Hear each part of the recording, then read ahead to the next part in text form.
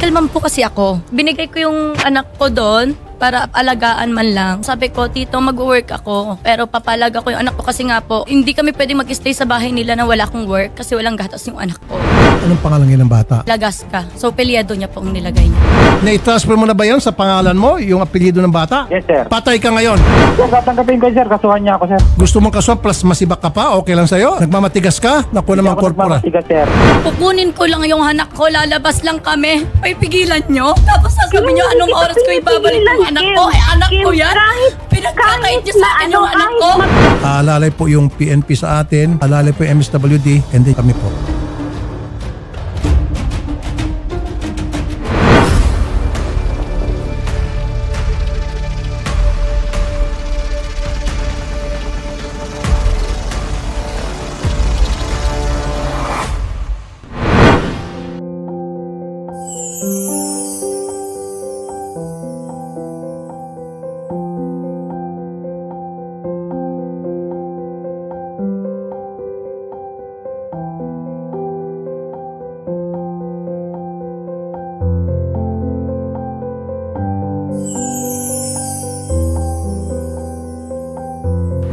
Ma'am, ano pong nararamdaman po ngayon ninyo na kasama niyo na po yung anak po ninyo?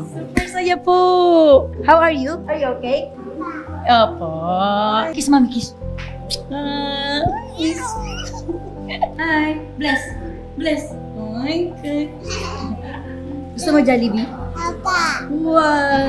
Marami pong salamat Sir Rafi at sa inyo po na staff na laging ang bilis po ng aksyon, sobrang bilis po na maayos yung usapan. Talaga namin, ayoko rin po naman na magkagulo kami magkakamag-anak. Gusto ko lang po talaga masettle yung usapan po namin and maraming pong salamat Sir Rafi Tulfo. Sobra sarap. Ang saya sa pakiramdam po talaga. Ano po naman ang message po ninyo sa tiyuhin po ninyo and sa tita po ninyo na naibigay sa inyo yung bata? Sa totoo lang po, tito, tita, alam niyo naman yan, mahal na mahal ko kayo. Pero, syempre po, anak ko pa rin po si KD. Alam ko na pamahal po sa inyo si KD, pero gusto ko pong makasama si KD ng matagal.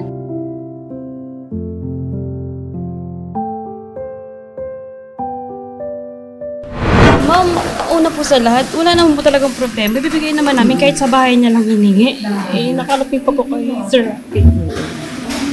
Ayun po. Nakausap niyo na po ba ang asawa po ninyo? Ano po yung napag-usapan po ninyo regarding dito sa bata? Wala naman pong problema. Kasi siya naman talaga nanay.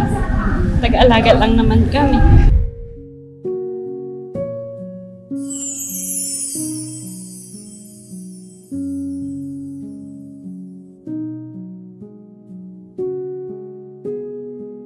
Sorry man kung may nagawa man ako, tita, pero ipaglalaban ko kasi si KD talaga, ta. Oh, wala namang problema yun. Sabi ko sa'yo, ibibigay at ibibigay namin.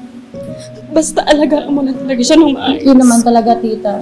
Tita, hindi naman ako magpapabaya at nakita ko mo naman na hindi ko pinapabayaan si KD kada punta ko. Siyempre, mahal na mahal ko yung buhay ko na po yan eh.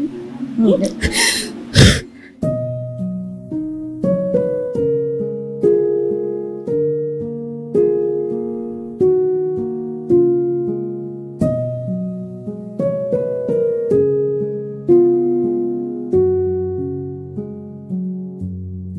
Thank you, Mama La.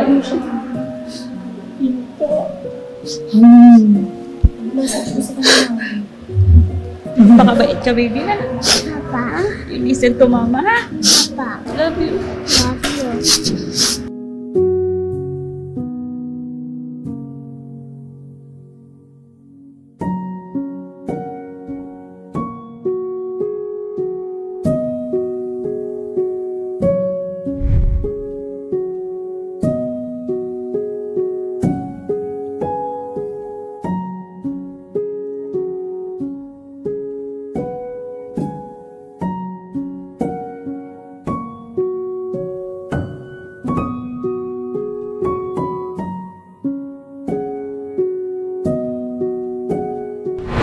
Ano man yung kasunduan yung internal, sa inyo na po yung both parts. Kung magkakaayos kayo dito sa amin, mas maganda po. Kasi hindi na, masabi ko sa inyo, magkakapamilya.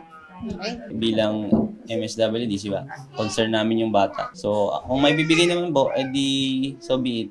Di ba? Yun din naman po yung plan nyo. And sabi niyo naman din po, wala na kayong plan mag-file ng case. So, okay na. At least, hindi na aabot pa sa, di ba? Ang ano lang po, yun, mabigay sa inyo yung bata. Tapos, pero kung sakasakali ho na magbago yung isip ninyo, hindi lang din naman po kami. Pero kung wala nun, o di okay po. Ngayon, kung plan nyo rin po, kung simulated man, mapapatunayan, makakapaglabas ng dokumento.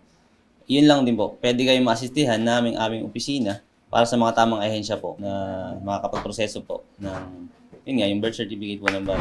Ang gusto ko lang po sana, pag ako pumirma dito, gusto ko din po sila na mangako na ililipat sa akin yung pangalan ng bahay kasi kailangan din po yun ng anak ko. Oo, no problem.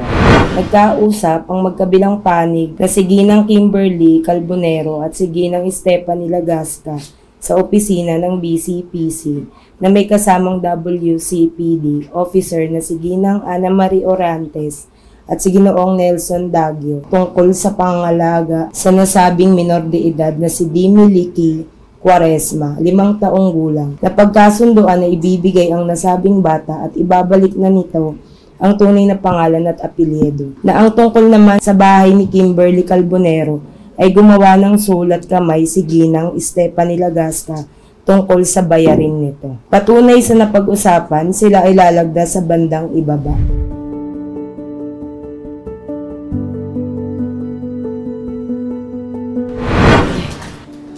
Thank you. Thank you. At gugustuhin ko man nandito si Tito is wala siya. So, ikaw yung humarap sa akin para maayos at masettle natin tong usapan. Kayo na siguro ni Tito ang mag-usap about dyan. So, thank you pa rin. Kasi binalik niya sa akin yung bata at yung bahay na usapan natin. At babayaran ko kayo, huwag kayo mag-alala. Yun, okay naman po. Kahit naman sana hindi nakarating dito, sa bahay niya na lang kinaka-okay lang din po sana. Wala mang magiging problema po dun sa pag-turn over niya kay Katie. Okay po, maraming salamat po.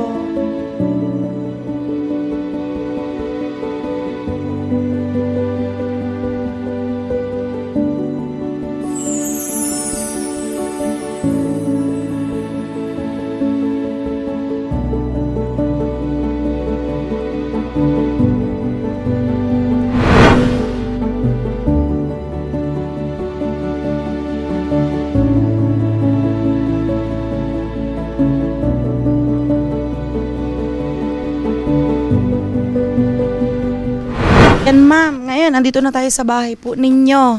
Sino po nakatira dito? Kami po, ng pamilya ko, si Papa, kapatid ko po, at ako po. Ngayon dito na rin po kayo titira? Hindi ko po masasabi sa ngayon, pero pansamantala dito po muna kami. Kaya pinapangako ni Mami na magkasama tayo forever at pag-aaralin kita ng maayos at papakainin kita at yun naman talaga ang dapat gawin ng isang ina.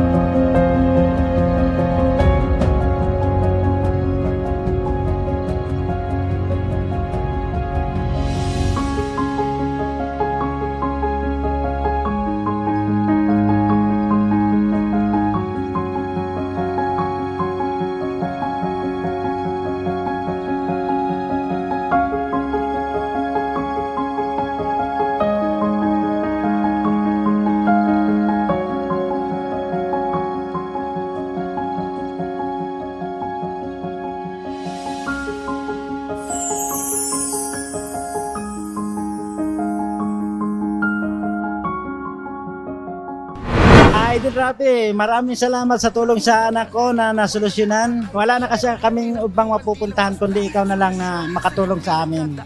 So, ito na yung nakamit namin. Salamat, Idol! Thank you pa. Thank you po Sir Rafi sa agarang tulong at yung problema po is nalutas po kaagad at yung mga staff niyo po sobrang babait po. Maraming pong salamat Sir Rafi. Mag-ingat po kayo palagi. Yun lang po, salamat. Thank you pa, Sir Rafi. Wow. Salamat.